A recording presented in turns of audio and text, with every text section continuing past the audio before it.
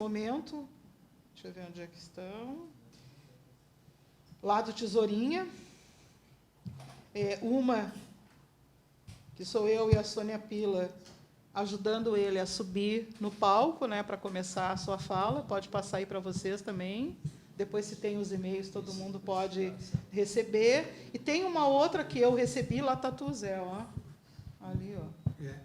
No cantinho. Somos nós ali, um pouco da equipe do SEJA, junto com Zé, Sônia Pila, Anita Freire, eu e Paulo Freire, aguardando ali nas cadeiras embaixo, né, antes de começar. Foi esse dia do churras? Pois eu não lembro se foi nesse dia mesmo ou se foi um dia antes.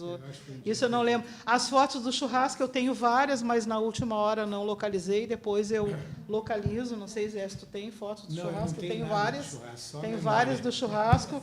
Tem, inclusive, ele segurando minha filha no colo, que nessa época tinha 1 ano, né, e ela adora a foto dela com o Paulo Freire. E nesse churrasco aconteceu uma coisa interessante. Nós tínhamos pode passar aí, professor, nós tínhamos um grupo de coordenação muito pequeno e a gente queria convencer uma companheira a fazer parte da coordenação, a Márcia Terra.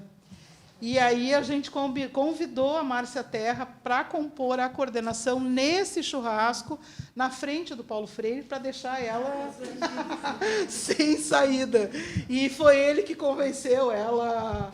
Não, vai lá, Márcia, olha só, e coisa e tal. Então, assim, de uma generosidade. Nesse período que ele veio aqui também, a gente fez algumas coisas com ele. Nós fomos numa sapataria comprar sapato, enfim, algumas coisas mais assim do seu dia a dia, da sua intimidade, que eu acho que não é, enfim, não é. Foi divertido, mas não é relevante. Bom, com a construção em 1997, então, acho que o Zé lembra, assim, a gente precisou debater bastante a construção do MOVA Porto Alegre, porque acho que é importante esse exercício, ele é fundamental. A gente precisou, em alguns momentos, na secretaria, fazer o convencimento teórico de por que no MOVA Porto Alegre nós iríamos trabalhar com educadores populares das comunidades e não com professores da rede pública, uma vez que o SEJA já fazia isso. Nós tivemos problema com a CUT, com o CEPERS, com um conjunto de entidades, porque aquele discurso, estão barateando a educação, isso não é tarefa dos movimentos, foi muito difícil, foi muito duro construir essa ideia de que a educação popular ela também pode se configurar em uma política pública de Estado, onde o poder público vai dialogar com a sociedade civil e vai cumprir com o papel de indutor de uma política junto aos movimentos, que, na verdade, é quem está lá, né, na periferia, que sabe aonde estão as pessoas não alfabetizadas e vai nos ensinar a construir. Eu não lembro todos os números, mas nós concluímos os primeiros anos do MOVA Porto Alegre com aproximadamente 300 convênios entre a SMED e a sociedade civil organizada, Associação de Moradores, Clube de Mães, sindicato, igreja, tudo que tinha por aí.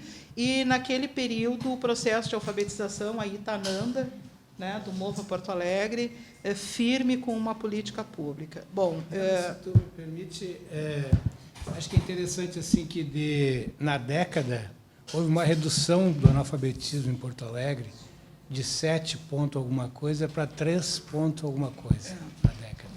A gente chegou a receber, depois que a gente saiu, já na gestão do Fogaça, Porto Alegre recebeu o tal do selo de território livre do analfabetismo, e Porto Alegre hoje tem o que a gente chama de analfabetismo residual, né? Alguns lugares da cidade ainda com analfabetismo significativo, como é o caso, por exemplo, da região das Ilhas, mas a maior parte já da cidade com analfabetismo residual, que só se resolveria com uma ação bastante diferenciada do que vem se fazendo hoje na cidade de Porto Alegre. Bom, nesse meio todo de tempo, acontece uma coisa, enfim, muitas coisas, mas uma coisa muito importante, que é, por dentro do Ministério da Educação, a política pública de EJA vai crescendo, né, nos estados e nos municípios, embalado embaladas por todo esse contexto que aqui eu trago para vocês, e no ano de 1996 começou a surgir os fóruns estaduais e distrital de educação de jovens e adultos, né? O Rio Grande do Sul começa em 96, junto com o Rio de Janeiro, e, ao longo dos anos, os outros estados e o DF constroem os seus fóruns estaduais e distrital de EJA. E esse lugar é um lugar que acaba sendo aglutinador dos militantes desgarrados da educação popular e de Paulo Freire. Então, os fóruns de EJA, já passando para o momento atual, tem sido um lugar onde a gente traz, a cada dia, a cada instante, o que a gente pensa sobre educação popular para a educação de jovens e adultos. A tal ponto que, de novo, agora, na atualidade, o Ministério da Educação, a SECADI, que é a secretaria que responde pela EJA, criou um grupo de trabalho, né? Eu acho que é o 1000º, espero que seja o último, conforme o Zé disse, a gente parece que está perdendo bastante tempo dentro do MEC, mas, enfim, o atual ministro e o secretário da SECADI, o Pedro ou Paulo? Paulo Gabriel, criou um GT, para reconstruir a política pública de EJA. E, nesse GT, a gente está lá sempre com o dedo em riste, porque, felizmente, agora as pessoas nos reconhecem. Ah, fulana da educação popular. Ah, traz lá a fulana, porque ela vai botar Paulo Freire nessa jogada. A gente ainda precisa construir as brechas e ocupar os espaços, até mesmo na política de EJA, que deveria ser da nossa natureza, né? No entanto, a gente precisa estar lá criando esse espaço. Bom, 99, gestão do Olívio, né? Lá vai a turma da educação popular assumir a coordenação da política pública de EJA do Estado, e aí, naquele período, a gente pensou diferente. Não, nós não temos todo o tempo do mundo para governar. Vamos fazer a política pública de EJA e o MOVA-RS de forma simultânea. Acho que é importante dizer que, tanto no período, nos 10 anos, em Porto Alegre, quanto nos 4 anos no governo do Estado, esse tempo nos trouxe a possibilidade de conhecer outras pessoas, outros educadores, renomados ou não, tipo um Brandão da vida, né, que é nosso amigão do peito, Miguel Arroio, etc., e outras pessoas que são anônimas e que militam no campo da educação popular e da educação de adultos. E a experiência no governo Olívio foi... Eu acho que a gente não tem ainda consciência do movimento de educação popular que a gente fez naqueles 4 anos, que passa pela Constituinte escolar, quer dizer, toda a mobilização feita no Estado para construir os princípios da escola democrática e popular do governo do Estado do Rio Grande do Sul, incluindo a educação de adultos, foi fantástica. A quantidade de reuniões, de discussão, de estudo, de trazer pessoas, de envolver a comunidade escolar como um todo, de envolver especialmente os educadores e os educandos para pensar essa escola inspirado, enfim, nos ensinamentos e no legado de Paulo Freire. Eu acho que a gente não tem noção ainda do que isso criou enquanto um caldo mesmo de educação popular nesse Estado. O que a gente pode ver hoje é que, eu vou generalizar porque é verdade, praticamente todos os lugares que a gente vai, nesse Rio Grande do Sul, sempre tem alguém do MOVA. Ah, eu fui do MOVA. Ah, eu conheço alguém do MOVA. Ah, eu estudei no MOVA. Ah, eu fui educadora do MOVA. Então, assim, essa dimensão, talvez só daqui a um tempo a história possa nos trazer. Na minha tese, eu procurei estudar um pouco isso, no doutorado, olhando para o impacto do MEB, Danilo foi minha banca, né, do MEB, do Mobral e do MOVA, enquanto 3 movimentos de alfabetização, porque é movimento de educação de base, movimento brasileiro de alfabetização e movimento de educação de adultos. No entanto, o Mobral vai para um outro caminho e o MEB e o MOVA se associam. Mas são, de fato, 2 movimentos de alfabetização que têm um referencial teórico claro, transparente e que tem uma duração na história cronológica que até então não se viu ainda, né? Com legados positivos ou não, mas ambos, os três, com o seu com impacto ainda hoje, que, por exemplo, na minha visão, deveria causar constrangimento ao programa Brasil Alfabetizado, que é o programa do Ministério da Educação. Eu, nesse momento, estou fazendo uma consultoria para a Unesco, avaliando o Brasil Alfabetizado, com o objetivo de redimensionar o programa. Mas eu, sinceramente, estou sendo absolutamente fiel aos meus princípios e à teoria, mas acho muito pouco provável que a gente consiga. Já deveríamos ter avançado barbaramente na superação do analfabetismo nesses 14, 15 anos. E, no entanto, há avanços, sim, mas eles são muito pequenos diante dos aprendizados que as práticas de alfabetização, desde no pé do chão também se aprende, desde Angicos, desde MEB, passando também pelos MOVAs, e o Programa Brasil Alfabetizado está de costas para essa experiência. Bom, para concluir, eu acho que é importante dizer mais 3 coisas sobre isso. Bom, nessa trajetória, lá no Fórum Social Mundial, em 2000 ou 2001 primeiro? 2001, né?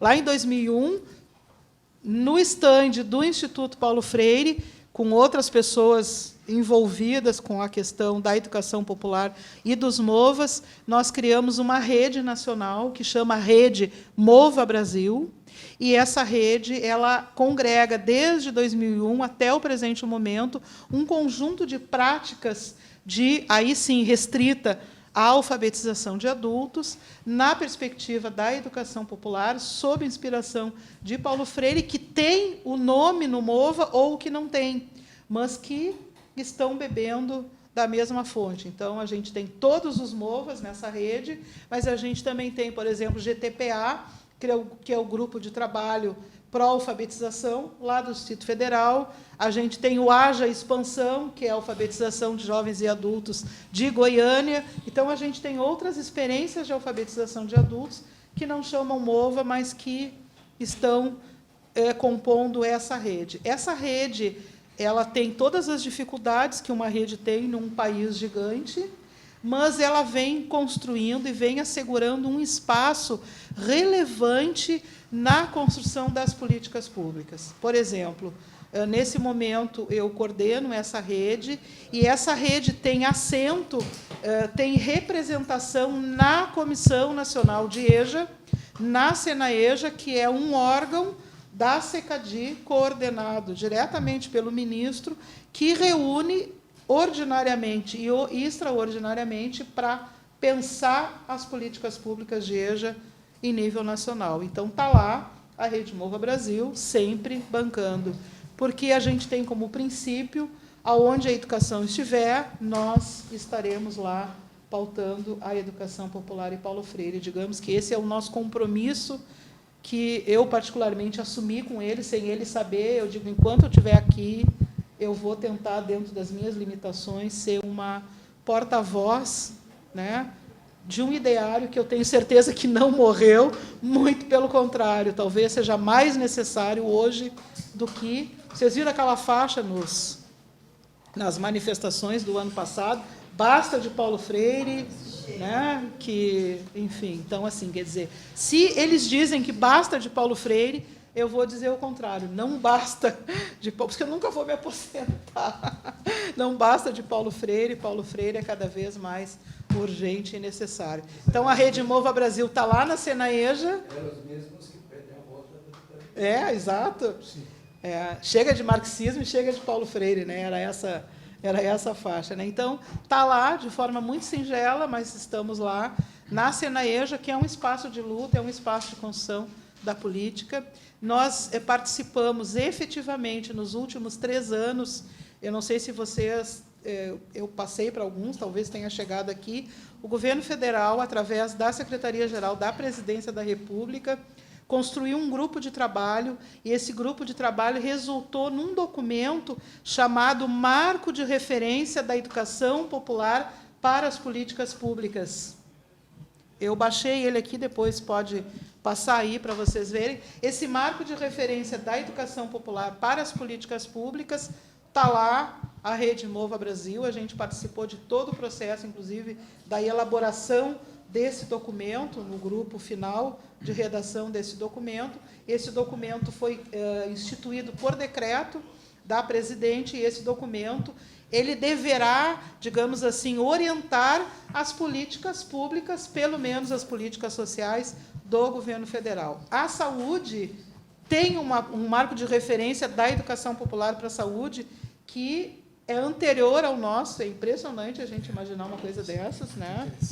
Muito interessante. E a Secretaria-Geral da Presidência terminou, no ano passado, um negócio muito legal. Eu vou passar para vocês, talvez esteja no próprio site da Secretaria-Geral. Eles fizeram um mapeamento de, entre aspas, todas as práticas de educação popular em todos os órgãos de governo federal. Na saúde, na educação, na reforma agrária, nas mulheres, nos direitos humanos. Eles mapearam todos os ministérios e todas as ações, digamos assim, com cara de educação popular desenvolvidas por esses ministérios. Tem este mapeamento hoje disponível. Enfim, a dificuldade sempre é de comunicação, de fazer esse negócio girar. Para concluir, então, no ano passado, o Zé Clóvis participou um pouco, eu acho que eu fui um pouco mais adiante nessa discussão. A formulação, que parou, né, Zé, da concepção de pátria educadora. Vocês ouviram lá no primeiro dia de discurso de posse da presidente, onde ela disse que a marca desse governo seria pátria educadora, e todo mundo ficou assim, opa, quem discutiu isso? Aonde? Então, a Secretaria-Geral chamou um grupo para construir um conceito de pátria educadora inspirado no marco de referência da educação popular. Então, a gente participou de algumas reuniões desse grupo de trabalho da pátria educadora. Lá está a educação popular, lá está o Paulo Freire, lá está a Rede Mova Brasil na formulação desse trabalho, que eu confesso para vocês, não sei que fim levou, né? As últimas reuniões foram no final do ano passado. O conceito continua, né? Com frequência a presidente fala sobre isso, as pessoas vão se apropriando e vão até dizendo, pátria educadora, mas não tem dinheiro para não sei o quê, aí corta o PNAE, aí corta o PIBID, aí corta não sei o quê, onde é que está a pátria educadora. Então, é um conceito que está